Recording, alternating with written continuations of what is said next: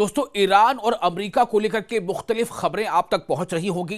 कुछ खबरें तो ऐसी भी आपने सुनी या पढ़ी होगी कि बस ईरान पर हमला हो ही गया। आपने ये भी सुनी होगी कि B-2 बॉम्बर बिल्कुल तैयार है। आपने ये भी सुना होगा कि किस तरह से अमेरिकी फौजी अड्डे अल उदैद में, जो कतर में सबसे बड़ा अड्डा है, वो अमेरिका ने खाली कर दिया है। लेकिन आपको एक चीज बता दें कि ये तमाम खबरें जो है ना, उस पर सच्चाई बहुत कम है। लेकिन हां, ये जो सबसे बड़ी सच्चाई आपको बताने जा रहे हैं वो ये है कि ईरान पर हमला अभी तक अमेरिका नहीं कर पाया है। और नहीं कर पाने की बहुत सारी वजूहात हैं, लेकिन उनमें एक बड़ी वजह यह है कि जिस तरह से, जो जराए के हवाले से खबर आ रही है, मैं बता रहा हूं आपको कि जिस तरह से ईरान में बड़े पैमाने पर इंतशार, बड़े पैमाने पर अवामी बेचैनी, बड़े पैमाने पर लोगों का गुस्सा भड़काने और सरकारी दफातर पर काबिज होने की कोशिश थी, उसमें दुश्मन ताकतें नाकाम हुई हैं। यह सबसे बड़ी और पक्की खबर है।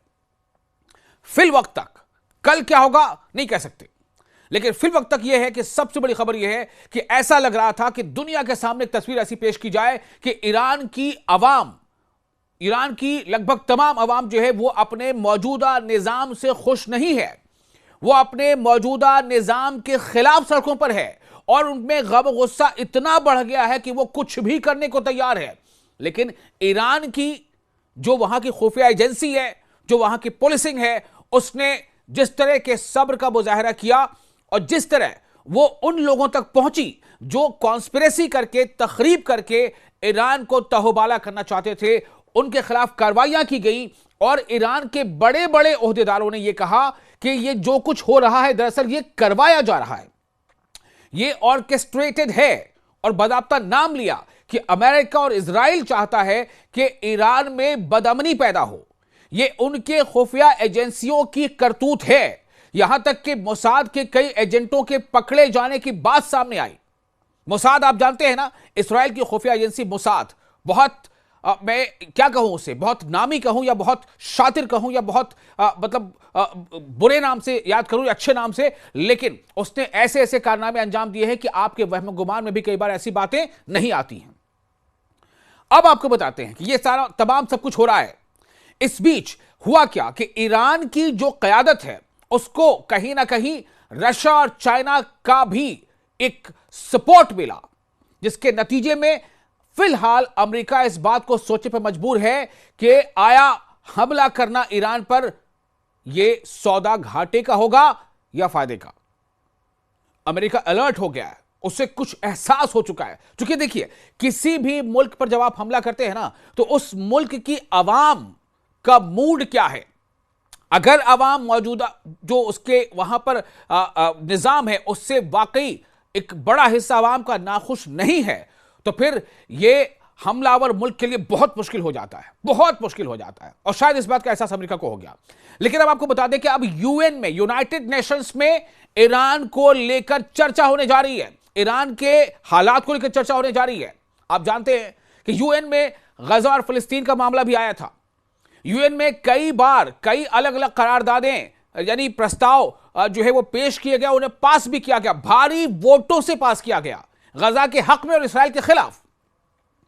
लेकिन क्या हुआ, एक तरफ जहां फिलिस्तीन एक अलग स्टेट हो, एक मुल्क की हैसियत उसको मिले, वहां के शहरी को लगे कि हम अपनी जमीन पर रह रहे, अपने मुल्क पर रह रहे, इसके हक में जहां 140 से ज्यादा मुल्कों ने इस प्रस्ताव के पक्ष में वोट दिया, गजा के लोगों के, फिलिस्तीन के लोगों के, वही सिर्फ 10-11 लोगों ने इसके खिलाफ वोट किया। उसमें नाम किसका है? अमेरिका का नाम शामिल। उसमें नाम किसका है? उसमें इजराइल का नाम शामिल है। तो क्या यूएन में जो चीज होने जा रही है, यूएन में जो कुछ होता है वो दुरुस्त होता है? ये आप पर छोड़ता हूं। लेकिन ईरान के मामले पर यूएन में क्या होने जा रहा है? अक़वाम मुत्तहिदा, जिसे हम कहते हैं संयुक्त राष्ट्र संघ, अक़वाम मुत्तहिदा की कौंसिल बराए इंसानी हुकूक का ईरानी सूरत हाल पर एक हंगामी इजलास होने वाला है, जिसे कहते हैं इमरजेंसी मीटिंग। और इसमें इंसानी हुकूक यानी ह्यूमन राइट्स और ईरान की सूरत हाल पर 23 जनवरी को, आने वाले जुमे के दिन 23 जनवरी को एक हंगामी इजलास मुनक़िद किया जाएगा यूएन में। एक डॉक्यूमेंट, दस्तावेज के मुताबिक इस इजलास का मकसद क्या है? इस इजलास का, यानी इस बैठक का, यूएन में होने वाले इस हंगामी इजलास का, इस इमरजेंसी मीटिंग का जो एम एंड ऑब्जेक्टिव वो ये है कि मुजाहिरीन के खिलाफ होने वाले खौफनाक तशद्दुद पर तबादला ख्याल करना। सोचे जरा, अगर किसी मुल्क में कोई बदअमनी फैलती है तो क्या यह उस मुल्क के पुलिसिंग की जिम्मेदारी नहीं है? क्या वह उस मुल्क के लीडरान की जिम्मेदारी नहीं है कि उसको कंट्रोल करे? लेकिन इस पर अभी गौर व खौस किस पर होगा कि क्या उन्हें रोकने के लिए कुछ ऐसे भी कदम उठाएगा जहां ह्यूमन राइट्स का वायलेशन हो गया, इस पर चर्चा होगी। क्या दुनिया नहीं देख रही है कि गजा में कितना ह्यूमन राइट्स का वायलेशन हो रहा है? क्या दुनिया को यह नहीं मालूम है कि जो सीज फायर का जो शराइत तय हुई थी, उस शराइत, उस कंडीशन के खिलाफ इसराइल ट्रकों को गजा में दाखिल होने से रोक रहा है, उन ट्रकों को जिस पर ह्यूमन एड के सामान शामिल हैं? क्या उस पर चर्चा होती है? और चर्चा होने पर जो कोई अगर करारदाद पास होता है तो क्या उस पर अमल होता है? ये दो नजरिया क्यों, ये लोग सवाल उठाते हैं। आगे आपको बताने जा रहे हैं, एक ईरानी एहलकार के मुताबिक हुक्काम ने एहतजाजी मुजाहरों में अब तक कम से कम 5000 अमवात की तस्दीक की है। ये फिगर, ये संख्या या तादाद घट या बढ़ सकती है, क्योंकि अभी जराए के हवाले से खबर आ रही है। ये जराए के हवाले से खबर है। ये 2022 के बाद होने वाले सबसे बड़े मुजाहरे हैं, जबकि अक़वाम मुत्तहिदा यानी संयुक्त राष्ट्र संघ के इंसानी हुकूक के सरबराह वोल्कर तुर्क ने हुकूमती तशद्दुद की शदीद मजम्मत की है, और आइसलैंड के सफीर एनार गेनार्डसन ने यूरोपीय ममालिक जर्मनी और बरतानिया की जानिब से, जर्मनी और बरतानिया यानी ब्रिटेन की जानिब से लिखे गए एक खत में कहा है कि सूरत हाल की अहमियत और संगीनी की पेश नजर एक खुसूसी इजलास की जरूरत है, खासतौर पर मुल्क भर में मुजाहिरीन के खिलाफ खौफनाक तशद्दुद, क्रैकडाउन और बैन अक़वामी इंसानी हुकूक के कवानीन के खिलाफ वर्जियों के मुतबर रिपोर्ट्स की वजह से। अब आप सोचिए, ईरान को लगता है कि जो ममालिक, यानी कि ईरान को लगता है कि ब्रिटेन भी कहने के इसमें शामिल है, ईरान को लगता है कि जो मुल्क ईरान के अंदर बदअमनी पैदा करना चाहते हैं, जैसा कि ईरानी लीडरों का कहना है, चूंकि उनमें से कई लीडरों ने बाकायदा नाम लिया है कि अमेरिका, रशिया, माफ कीजिएगा, रशिया नहीं, अमेरिका, इसराइल और यहां तक के ब्रिटेन के भी कुछ जो एजेंसीज हैं वो चाहते थे कि वहां पर अनरेस्ट पैदा हो। ये मैं नहीं कह रहा हूं, ये ईरान के मतलब फौजी चाहे वो सरबराह हो या के बड़े सियासी सरबराह हो, सभी ने इस बात को दोहराया है। अब वही कह रहे हैं कि ईरान में ऐसा ऐसा हुआ है और ह्यूमन राइट्स का वायलेशन हुआ है और इसको वहां पर फिलहाल सिचुएशन की उस पर एक चर्चा होनी चाहिए यूएन में। अक़वाम मुत्तहिदा यानी यूनाइटेड नेशंस ने तस्दीक की है कि यह खुसूसी इजलास जुमे को होगा, और अब तक 21 ममालिक ने इस तजवीज़ की हिमायत की है कि ठीक है, ऐसा किया जाना चाहिए। 21, 2 और 1, 21। फिलिस्तीन एक अलग स्टेट बने, इसराइल वहां से हटे, बेदखल हो, इसके लिए 140-150 मुल्कों ने इसके हक में बोला, वोटिंग की। लेकिन देखिए, इसराइल अभी भी हमले कर रहा है। आप देखिए किस तरह से चीजें हो रही है। इसराइल अभी भी सीज फायर की खिलाफ वर्जी कर रहा है। कमोबेश 1000 खिलाफ वर्जियां इसराइल कर चुका है जब से सीज फायर लागू है गजा में। लेकिन ईरान में जो कुछ हुआ, इसको लेकर संयुक्त राष्ट्र संघ में एक चर्चा होने वाली है। वेलकम करते हैं, होना चाहिए। यह खबर इसलिए आप तक पहुंचा रहा हूं। ह्यूमन राइट्स वॉच ने बड़े पैमाने पर गैर कानूनी हलाकतों की मजम्मत की है और मुतालबा किया है कि अक़वाम मुत्तहिदा की वो तहकीकाती टीम जो 2022 में एहतजाज की गुज़िश्ता लहर के बाद तश्कील दी गई थी, उन अमवात की तहकीकात करे और उसे इस काम के लिए इजाफी फंड्स फराहम किए जाएं। सवाल यह पैदा होता है कि इससे हासिल क्या होगा?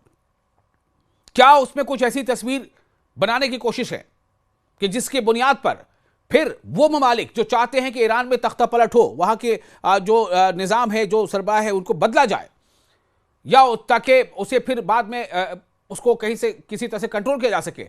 क्या वो उस वक्त का इंतजार कर रहे हैं कि पहले एक तस्वीर खींची जा सके और फिर उसके बुनियाद पर जो है उसको एक बड़ा मौजू बुनियाद मिल जाए कोई एक्शन लेने का? ईरान के सिफारती मिशन ने फिलहाल इस पर कोई तबसरा नहीं किया है।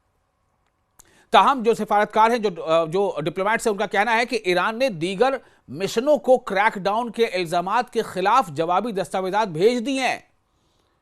जो भी इल्जाम ईरान पर लग रहा है उसके जवाब कि ये कहां तक सही है कहां नहीं, उसके जवाब, डॉक्यूमेंटेशन के जवाब भेजा जा चुका है, जिनमें मौक़िफ़ अख्तियार किया गया है, ये स्टैंड इख्तियार किया गया है कि ये झड़पें सिक्योरिटी फोर्सेस पर मुसल्लह हमलों के बाद शुरू हुई।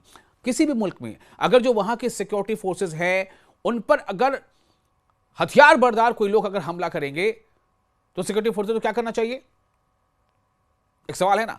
बहरहाल देखते हैं कि क्या होता है और इसके बाद क्या होता है। दरअसल जो जुमे को होगा, अभी तक तो सिर्फ 21 मुल्क हैं, 21 मुल्क हैं जिन्होंने इस तजवीज़ को, इस प्रपोजल को माना है कि हाँ ये ठीक ऐसा होना चाहिए।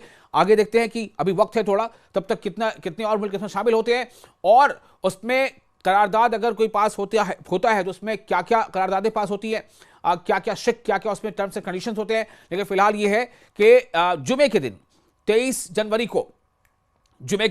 को एक हंगामी इजलास मुनक्किद किया जाएगा यूनाइटेड नेशंस में ईरान के अंदरूनी हालात और उससे निपटने की तरीक़ेकार को लेकर।